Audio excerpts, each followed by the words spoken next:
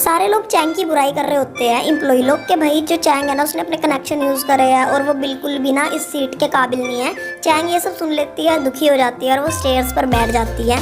तो उसी time Shin Chang के पास आता है और है ना उसको थोड़ा सा हौसला देता है। इमोशनल होके ना जो चैंग होती है वो ना सर रख देती है शिन के कंधे पर और पीछे से ये सब कुछ यान देख लेता है।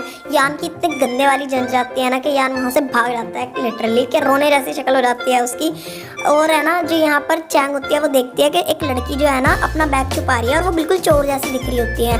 ये बात चैंग यांग को जाके बताती है, लेकिन यांग इतना ज़्यादा जेलस हो रखा होता है ना, वो बोलता है कि अपने काम से काम रखो, जो काम दिया है तुमसे वो तो होता नहीं है और तुम है ना कंपनी के और ही चीज़ों में जो है अपना सर घुसाती रहती हो। चैंग को बहुत ही ज़्यादा गुस्सा आ जाता है कि कर्म करने जाती हूँ और कांड हो जाता है। लिटरली इनके बीच में लड़ाई हो जाती है कि भाई नहीं नहीं तू अपने काम से काम ही रखा कर, और ये दोनों गुस्से में ही निकलते हैं वहाँ से। दूसरी साइड वो लड़की पकड़ी जाती है क्योंकि रियलिटी में ही वो चोरनी थी, लेकिन यांग ने चैंग की बात सुनी ही नहीं क्योंकि वो तो जेलस था। ये जो चोरनी थी ना काफ़ी ज़्यादा बिगड़ैल थी, लेकिन इसके जो फादर थे ना वो काफ़ी ज़्यादा हाई पोजीशन होल्ड करते थे इंडस्ट्री में और इसी बात का इसको घमंड था।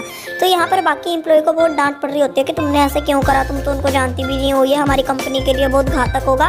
लेकिन चैंग बोलती है कि देखो मैं संभाल लूँगी सिचुएशन। चैंग जाती है, चैंग माफ़ी तो नहीं मांगती पर ये बोलती है कि देखो तुमने गलत करा और अगर मैं माफ़ी मांगूंगी तो इसका मतलब तो मैं तुम्हारा साथ दे रही हूँ। और यहाँ पर यहाँ यांग आ जाता है और बोलता है कि देखो तुम्हारा क्रिमिनल रिकॉर्ड पहले भी है। इतने में ही ना ये चोरनी के पापा की सेक्रेटरी आती है जो कि इस चोरनी को ले जाती है बोलकर कि तुम्हारी जापान के लिए फ़्लाइट है। तो यहाँ पर ये सिचुएशन हैंडल हो जाती है और जो यांग होता है ना वो चैंग को काफ़ी प्रेज करता है कि तुमने बहुत अच्छे से ना इस सिचुएशन को हैंडल करा। चैंग यांग को थैंक यू बोलने के लिए आती है और बोलती है कि मैं क्या कर सकती हूँ।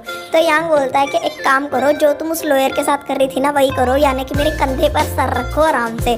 तो जो चैंग है ना वो यांग के कंधे पे सर रखती है और बोलती है कि अब ठीक है। तो यहाँ पर जो यांग होता है ना वो ना बिल्कुल हंसी की तरह हंस रहा होता है। ये चीज़ ना चैंग देख लेती है और बोलती है कि तुम मेरे बारे में कुछ गलत तो नहीं सोच रहे हो, मेरे को तो लग रहा है कि तुम बहुत ही गलत सोच रहे हो, और वो ऐसे अपने आप को कवर करने लग जाती है।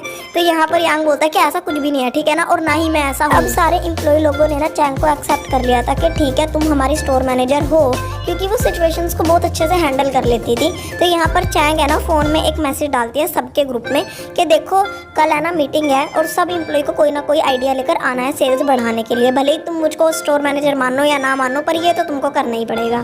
तो शाम को चैंग यांग का वेट कर रही होती है, इतने में यांग पीछे से आता है और चैंग को डरा देता है। तो चैंग एक लात मारती है कि भाई तू तो लात खाने के ही काबिल है, तू ऐसी हरकतें क्यों कर रहा है, स्कूल टाइम से अभी तक चेंज ही नहीं हुआ है। तो यहाँ पर यांग बोलता है कि तुम भी तो डरपोक हो, अगर यहाँ पर कोई चोर चक्का आ जाता फिर क्या करती। तो चैंग बोलते है कि मैं अपने आप ही हैंडल कर लेती।